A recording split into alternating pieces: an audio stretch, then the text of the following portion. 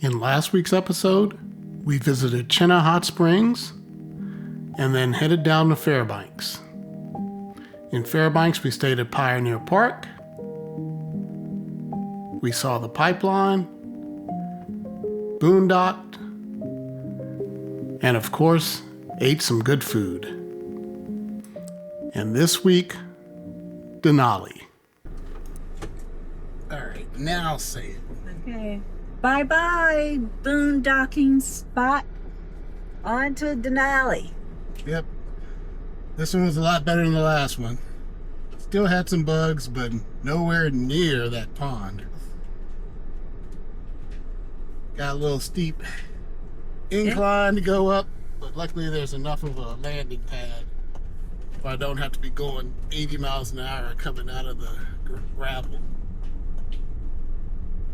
I'd say this is decent probably for a big rig up to about 35 feet maybe. Yeah. Yeah, that's not too bad. There's the landing pad. Okay, it's good. And there's nobody coming except on that side. All right, and we are off. On to Denali. My bug splattered windshield, but you can still see the mountains hopefully. Oh yeah, it's a clear day today, isn't it? Yeah. I'm not sure what mountain is what. That's the problem. No. Maybe there's some type of mountain identifier app. Probably is.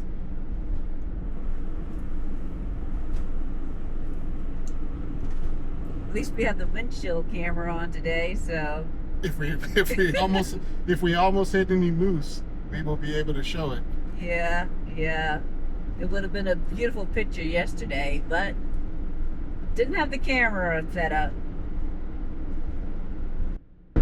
So they warn you about frost heaves on the Alaska highway, but pretty much all of Alaska is subject to frost heaves. Every road we've been on has had frost heaves. So you get those dips where it'll ruin your suspension, and you can see where people got airborne and their wheels came back down on skid marks. So you always have to be vigilant driving through Alaska. There's Rose's Cafe, place we ate yesterday. Excellent breakfast, but their cinnamon rolls were only so-so. What'd you think? Yeah, they weren't buttery and they didn't have much cinnamon in them. They just tasted like frosted bread.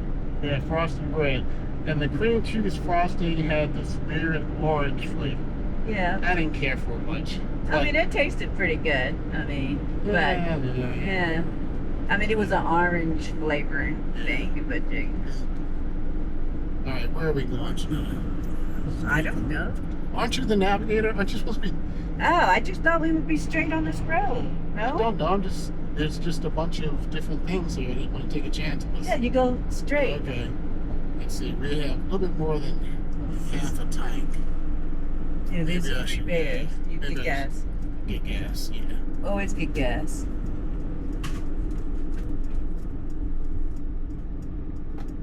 Yeah, didn't this turn into Parks Road? Haven't really seen many Alaska State Troopers either. No. These ones over there.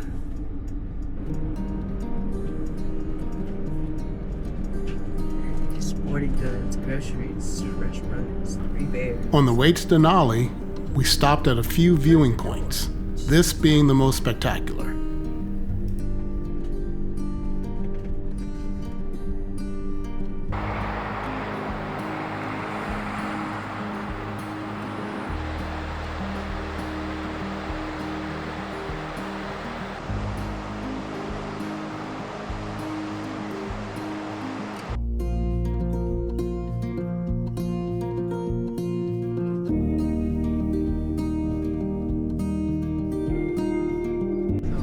Yelling things out.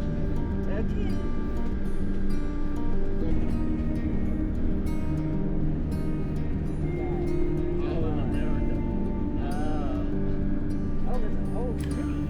On the way to Denali, we passed by this village. It seemed to be owned by Princess Cruises, and built specifically to accommodate their cruise passengers and their land tour clients. Oh, that's where the princess thing. Denali princess. There's that. Okay. Reindeer sausage.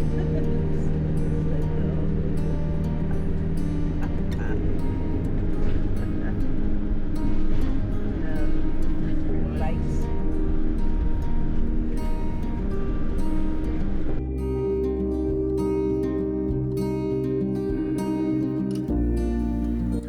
And then we made the turn onto Park Road and into Denali.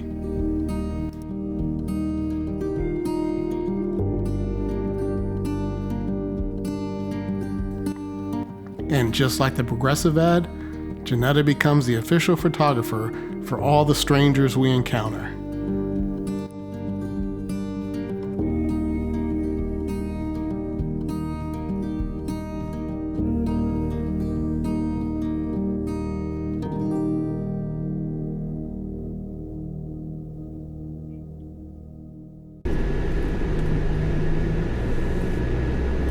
In 800 feet, turn left onto Postal Road.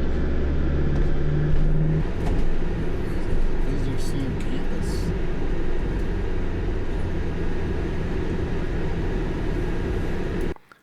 The Denali Visitor Center is actually a complex. It has shops, restaurants, and of course, the standard visitor center area. Of course, Janetta had to stop by the store. She's been on a sticker kick, so every place we go, she gets these stickers. Not sure what she's going to do with them, but she said she's going to make some type of board out of them later.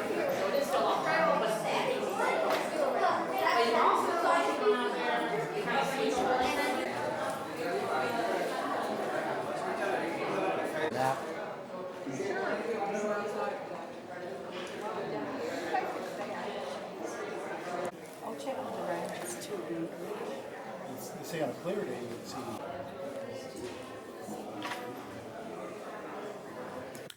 After browsing the visitor center, dumping and refilling our tanks, we headed on to the Raleigh Creek Campground.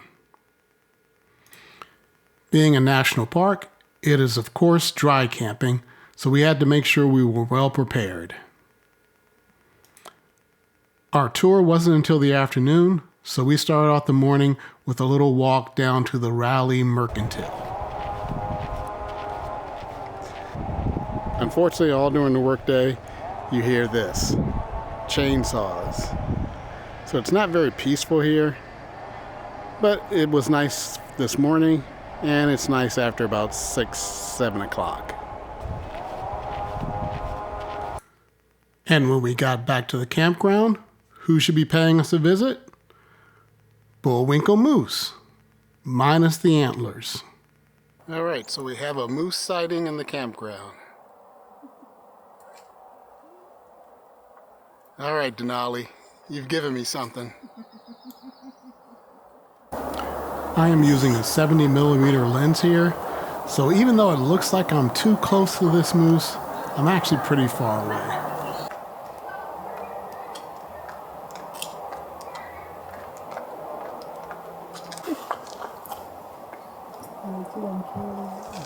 Because I'm hungry.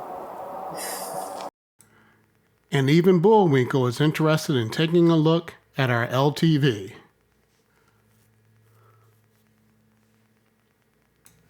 That afternoon, we headed over to the depot to catch our bus for the Tundra Wilderness Tour.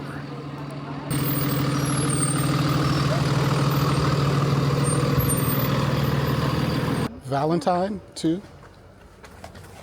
Janetta. Yep. Yeah, that's me. How are you? Good. Good. Not him. I don't know. Could be. Could be. It's fine. Hi. This is a 5.5-hour tour deep into the park, and the bus was very comfortable with a box of snacks. In the park together, let's be kind to each other. We're spending a lot of time together in close proximity, and I want everyone to be as happy and as comfortable as possible while we're out here today. So please do be kind to your neighbors, get to know each other. Like I said, this is it. We're real close today, real close. Hey, any Philadelphians? No? I can't. Hi. I came up here back in 2008 for just one summer, and here I am 17 years later. I now call Denali home. I'm a year-round resident. I have a small cabin where I live just south of the park entrance. It's 150 square feet, and it is a dry cabin. So when I tell you it's a dry cabin, that doesn't mean I'm not drinking wine in my cabin. That would just be crazy. What it means is that I do not have plumbing or indoor water. And a lot of people are so curious about that. What is wrong with her? Why does she live like that? What's going on? Why do you not have running water? These are the kinds of questions I often get. And here's the deal. We're going to keep it about the park for the majority of the tour, but I'll talk about the cabin and living in Alaska and the winter time here, more towards the end of the trip. So I'm happy to talk about that and answer all your questions, but we'll do that a little bit later. Thank you for that. Access the park from the other end is one road, all right? 92 miles long. The first 15 miles are paved. After that, it is dirt and gravel. If you were in your car, you'd be allowed to drive on the first 15 miles, and after that, it is limited to Park Service vehicles and these buses. Now we're heading out today to mile 43 and then turning around. All the buses are turning around at mile 43. There's no way to get any further, and that's because there's a massive landslide just beyond that point that makes it impossible to get past. So we are turning around at mile 43 today, which is almost halfway. A pretty good representation of what this park has to offer. Vehicles out here causing noise, traffic, and pollution. We crunched the numbers this spring. I learned the number is 800. That's how many cars would be on this road every day if we didn't use the bus system. So preservation versus access. Our bus driver tour guide works for a contractor and is not a park ranger. But a little while into the tour, they did have a park ranger get on the bus and give us the normal park ranger spiel. As the tour guide said, only the first 15 miles are drivable by personal vehicle. You can go further by tour bus, or if you have a camping reservation at one of the further backcountry camping sites. These sites are primitive, and they do require at least a minimum 3-night stay. We stopped at an overlook along the way for bathroom breaks and to get out and view the valley.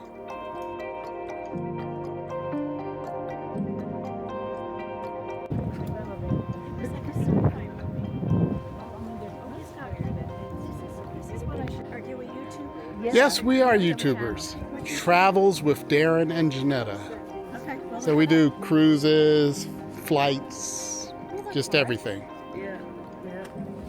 And now we're on a YouTube channel, but you don't want to look at it. Why not? What is it? Follow everyone else's. No, because it's not anything. That's about just. And not too long after that stop, we were finally able to see the famous Denali Mountain. Some days, it's shrouded in clouds and fog, but today we had some nice clear views. The bus is equipped with a large telephoto video camera, and as the tour guide spotted animals, she broadcast these to the screens above the seats. Here we have some doll sheep.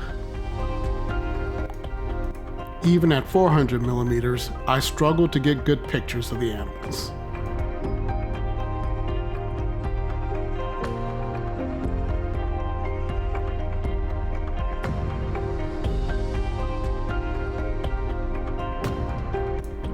We passed by some caribou grazing in the grasslands.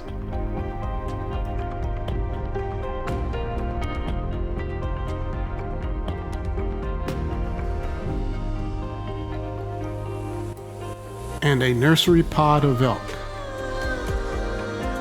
Move around the bus while we're stopped. Feel free to Then things got real exciting when we passed by a family of grizzly bears trotting down the road.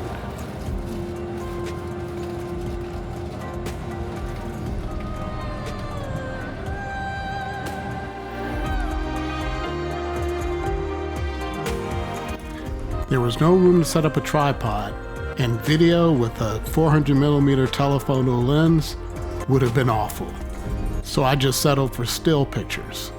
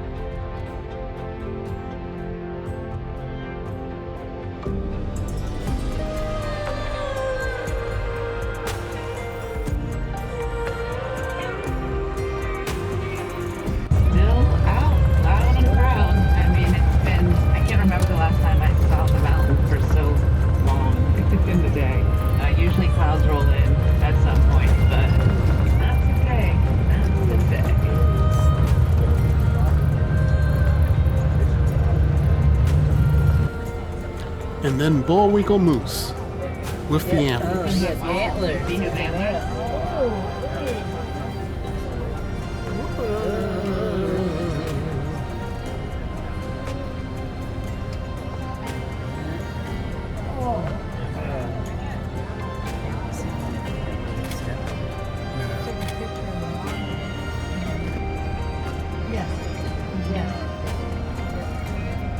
So the water is warm. It's great. I can like water my kale and take a shower at the same time, you know.